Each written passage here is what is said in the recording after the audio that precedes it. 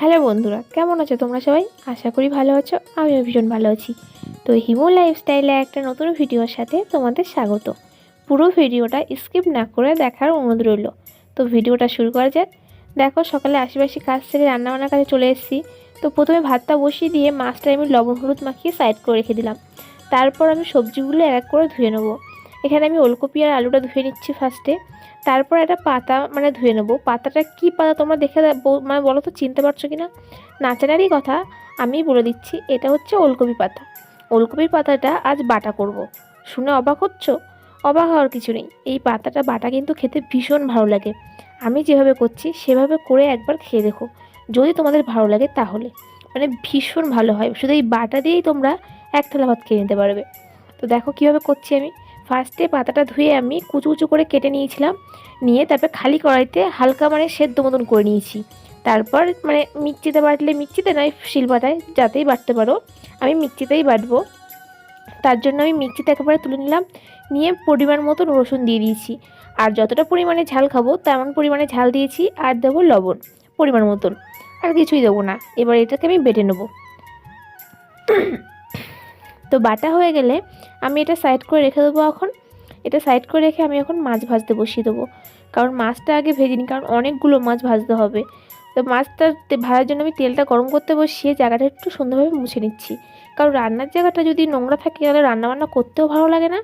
আর সেখানে কিছু করতেই ভালো লাগে না। ওই জন্য আমি প্রথমে জায়গাটা পরিষ্কার করে নিলাম। তারপরে দেখো, মাছ একটা কড়াইতে দেওয়ার সঙ্গে সঙ্গে পটপট করে ফাটছে।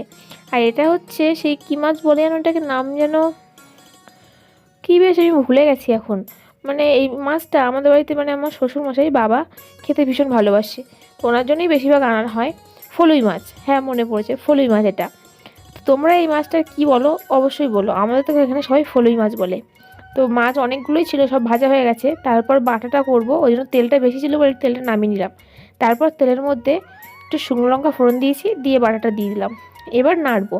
আর হ্যাঁ, মাঝখানে পরিমাণ মতন হালকা একটু স্বাদটা সুন্দর ব্যালেন্স আসার জন্য একটু চিনি দেবো, আর কিচ্ছু না। এবার পুরো নেড়ে নেড়ে একদম পুরো যখন ছেড়ে আসবে কড়াই থেকে, তোমরা বুঝতেই পারবে ওরকম হয়ে গেলে নামিয়ে নেবো। আর সত্যি বলছি, বাটাটা দিয়ে না পুরো এক থালা ভাত খাওয়া যায়, ভীষণ ভালো হয় খেতে। আর ওলকপির পাতা বলে যে কোনো গন্ধ লাগবে এমনটা না, কোনো গন্ধই থাকবে না। তো তখন বাটাটা হয়ে গেছে। এখন তারপর আমি আর একটা তরকারি হবে, সেটা বসিয়ে দেবো। তো সেটা আমি তরকারিটা বসাতে বসাতে আমার শ্বশুরমশাইয়ের বন্ধুর বাড়ির থেকে কিছু সবজি দিয়ে গেছিলো। তো দেখো সেইগুলোই তোমার সাথে শেয়ার করলাম। ওখানে 3-4 রকমের সবজি ছিল। তারপর রান্নাবান্না কমপ্লিট হয়ে গেলে বাসনপত্রগুলো ধুয়ে স্নানটা সেরে নিয়েছি, পুজোটাও কমপ্লিট করে নিয়েছি। তারপর একটু বাইরে আসলাম। তারপর বাইরে এসে দেখি না বাড়ির কেউ কোনো স্নান টান করেনি, সব কাজ বাজ করছে। তো ভাবলাম তাহলে টমিকে খেতে দিয়ে দিই। দেখো, টমির ভাতটাও মাখিয়ে দিয়ে এসেছিলাম ওকে।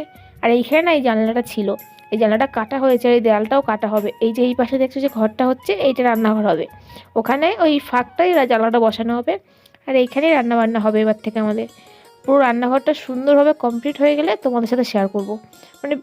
ইচ্ছা আছে সুন্দরভাবে মনে মতন করে করার। তো দেখি কতদূর কী হয়। আর দেখো, আজকে আমাদের রান্নাবান্না হয়েছে ওলকপির পাতা বাটা। এখানে সেই কী বললাম মাছটা, সে ভুলে গেছি আবার, ফলুই মাছ ভাজা। আর এখানে আছে বড় একটা মাছ এনেছিল, সেই মাছ ওলকপি আলু দিয়ে ঝোল। আর এখানে দেখো মা কোপাচ্ছে, এখানে পেঁয়াজ লাগানো হবে। আমাদের বাড়ি কিন্তু আগে কোনোদিনও পেঁয়াজ লাগানো হয়নি, পেঁয়াজ চাষ করা হয়নি, এই প্রথমবার। তো তারপর দেখো, পুরো সন্ধ্যার সময় চলে এসেছিলাম। সন্ধ্যার সময় খুব খিদে পেয়েছিল, কিন্তু আমার বাড়িতে খাওয়ার মতো কিছু ছিল না। তাই আমি রাগ করে বসেছিলাম। আমার হাজব্যান্ড দেখো এত কিছু খাবার নিয়ে এসেছে তারপর আমার জন্য। আমি আর মা বসেছি সবাই খাবারটা খাবো বলে। এমন সময় হাজব্যান্ড বলে একটু চা করো। তো ভাবলাম তাহলে করা যাক। শীতের সন্ধ্যায় গরম গরম চা সবার জন্যই করি। আর শীতের সন্ধ্যায় গরম গরম চা সাথে মুড়ি মাখা বেশ জমে যায়, তাই না? আজকে সন্ধ্যার টিফিনে আমাদের এটাই ছিল। তো এই ভিডিওটা এখানেই শেষ করছি। ভালো লাগলে লাইক কমেন্ট সাবস্ক্রাইব করবে। বাই।